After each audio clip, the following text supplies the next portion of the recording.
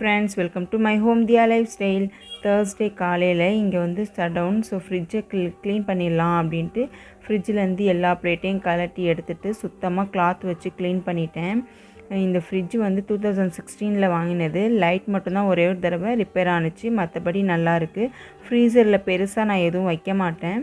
அப்படியே வச்சாலும் நெய் உருக்கிறதுக்காக பாலாடை மட்டும்தான் எப்போயாவது வைப்பேன்.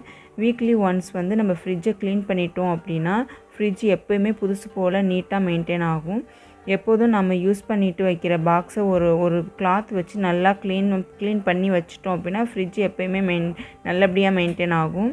ஃப்ரிட்ஜு, வாஷிங் மிஷின், டிவி இது போல் எலக்ட்ரானிக் பொருளெல்லாம் செகண்ட் ஹேண்டில் வாங்குறதுக்கு பதிலாக நம்ம பணத்தை சேர்த்துட்டு மெதுவாக புதுசாகவே வாங்கிட்டோம்னா ரொம்ப நல்லது. ஏன்னா நம்ம இப்போ செகண்ட் ஹேண்டில் வாங்கும்போது அடிக்கடி ரிப்பேர் ஆக சான்ஸ் இருக்குது. ஓகே ஃப்ரெண்ட்ஸ், வீடியோ பிடிச்சிருந்தா லைக் பண்ணுங்கள், ஷேர் பண்ணுங்கள், சப்ஸ்கிரைப் பண்ணுங்கள். பாய்.